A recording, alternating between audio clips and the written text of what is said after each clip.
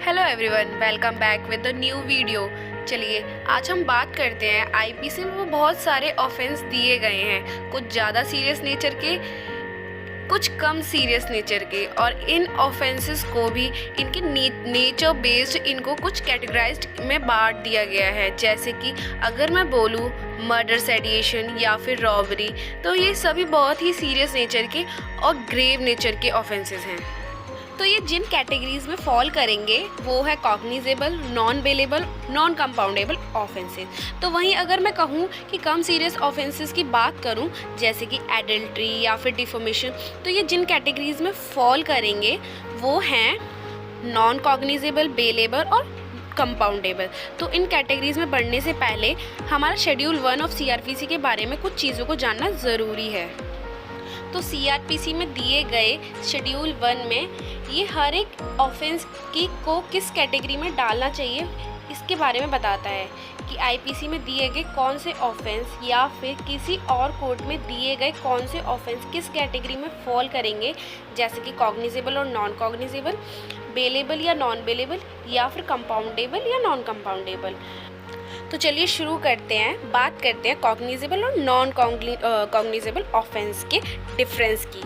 तो अब cognizable offence बहुत ही सीरियस नेचर के ऑफेंस को कहा जाता है, जैसे कि रेप, मर्डर या फिर डाउरी डेथ एट्सेट्रा।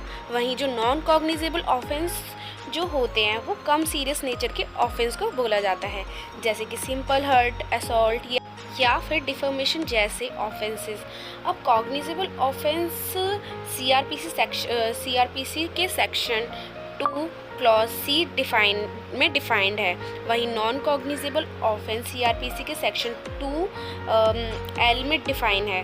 तो कॉग्निजेबल ऑफेंस को जो सिंपल मतलब होता है वो ये है कि अगर कोई ऑफेंडर बहुत ही सीरियस नेचर का ऑफेंस कमिट करता है तो उस केस में पुलिस ऑफिसर बिना किसी अरेस्ट वारंट के उसे अरेस्ट कर सकता है। उसे जज या फिर मजिस्ट्रेट से अरेस्ट वारंट इशू करने के लिए ज़रूरत नहीं पड़ेगी। वहीं नॉन कॉग्निजेबल ऑफेंस के तहत, क्योंकि ये कम सीरियस नेचर के होते हैं, इसीलिए पुलिस ऑफिसर को अरेस्ट वारंट की ज़रूरत पड़ेगी ताकि वो उस ऑफेंडर को अरेस्ट कर सके। वहीं अगर कॉग्निजेबल में एफआईआर फाइल की जा सकती है अगर आपने किसी को देखा है जो कॉग्निजेबल ऑफेंस कमिट कर रहा है, तो आप पुलिस स्टेशन में जाकर उसके खिलाफ एफआईआर लॉन्च करा सकते हैं। लेकिन नॉन कॉग्निजेबल ऑफेंस में एफआईआर फाइल नहीं होती है। इसमें आपको पुलिस स्टेशन जाकर कंप्लेन लिखानी होगी। वहीं जो पुलिस ऑफिसर एनसीआर में नोट करेगा, जिसे हम नॉन कॉग्निजेबल रजिस्टर भी कहते हैं। वहीं कॉग्निजेबल ऑफेंस के अंडर में जो इन्वेस्टिगेशन होती है ये बिना कोर्ट की परमिशन के की जा सकती है, क्योंकि अगर पुलिस ऑफिसर कोर्ट की परमिशन लेगा उसमें टाइम वेस्ट हो सकता है, तो इससे एक्यूज फरार हो सकता है। वहीं नॉन कॉग्निजेबल ऑफेंस में अगर हम इन्वेस्टिगेशन की बात करें तो क्योंकि ये कम सीरियस नेचर के होते हैं तो इसीलिए हम इसे पुलिस ऑफिसर को कोर्ट की परमिशन की ज़रूरत पड़ेगी इन्वेस्टिगेशन स्टार्ट करने से पहले। तो ये था कॉग्निजेबल और नॉन कॉग्निजेबल के बीच का डिफरेंस। अब हम बात करते हैं बेलेबल और नॉन बेलेबल ऑफेंस की तरफ। ओके, तो चलिए इनके बीच का डिफरेंस देख लेते हैं। जैसे कि आपके ये दो वर्ड्स दिख रहे होंगे, बेलेबल और नॉन बेलेबल, तो इन वर्ड्स से इनका मतलब समझ आ गया होगा। नहीं आया तो चलिए मैं बताती हूँ। तो ये जो बेलेबल ऑफेंस होते हैं ये बेसिकली लेस सीरियस नेचर के होते हैं, जिसमें एक्यूज्ड को आसानी से बेल मिल जाती है। वहीं नॉन बेलेबल ऑफेंस जो होते हैं ये बहुत ही सीरियस नेचर के होते हैं, बिल्कुल कॉग्निजेबल जैसे, जिसमें एक्यूज्ड को आसानी से बेल नहीं मिलती है। Bailable offence section 2 clause A में डिफाइंड है और नॉन बेलेबल ऑफेंस भी सेक्शन 2 क्लॉज A में ही डिफाइंड है।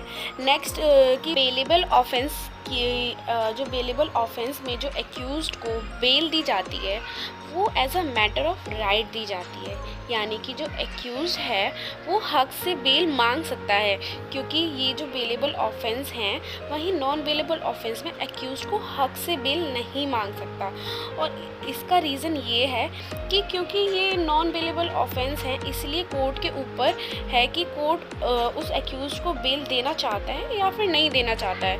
तो अगला कि ये जो बेलेबल ऑफेंस हैं सेक्शन 436 ऑफ CRPC में गिवन है, वहीं non bailable offence 437 of CRPC में गिवन है।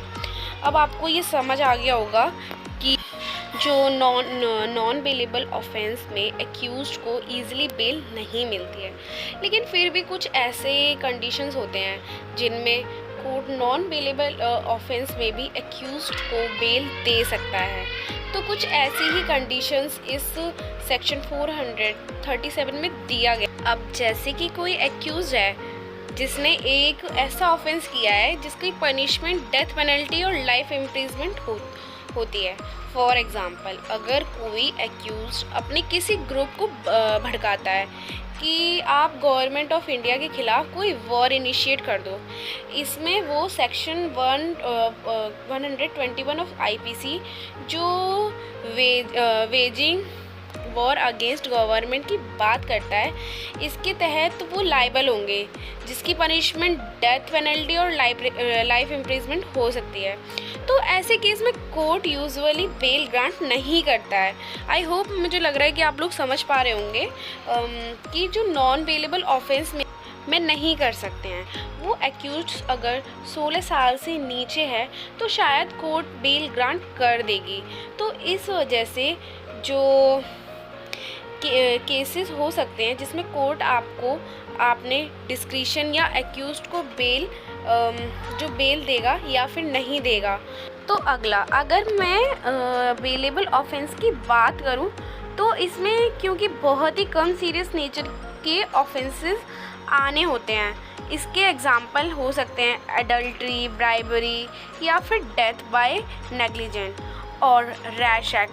वहीं नॉन बेलेबल ऑफेंस में जो एग्जाम्पल्स आ सकते हैं वो शायद ज़्यादा सीरियस नेचर के होते हैं। वो होंगे रेप, मर्डर, डाउरी डेथ या फिर अटेम्प्ट टू मर्डर जैसे ऑफेंसेस।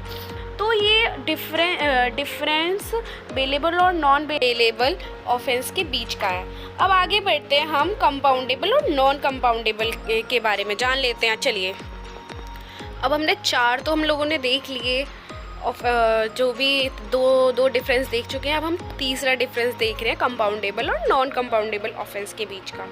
तो जो कंपाउंडेबल ऑफेंस होते हैं, इनका सिंपल ये मतलब होता है कि जो विक्टिम ये एक्यूज के साथ एक कॉम्प्रोमाइज़ में एंटर करता है कि एक्यूज के ख़िलाफ़ जितने चार्जेस हैं इन सब को ड्रॉप कर दिया जाए। वहीं नॉन कंपाउंडेबल ऑफेंस में विक्टिम और एक्यूज किसी भी तरीके से कॉम्प्रोमाइज़ में एंटर नहीं कर सकते हैं कि एक्यूज के ख़िलाफ़ सारे चार्जेस को ड्रॉप कर दिया जाए। वही वो इसलिए क्योंकि जो नॉन कंपाउंडेबल ऑफेंस होते हैं ये बहुत ही ज़्यादा सीरियस नेचर के पाए जाते हैं। तो अगर इसमें कॉम्प्रोमाइज़ के थ्रू एक्यूज के ख़िलाफ़ सारे चार्जेस को ड्रॉप कर दिया जाएगा तो एक्यूज आगे चल के और भी ज़्यादा बड़े क्राइम कर सकता है, जैसे कि आजकल हो ही रहे हैं, जो कि सोसाइटी के लिए रिस्की भी है। ऑब्वियसली बहुत से रिस्की होता है।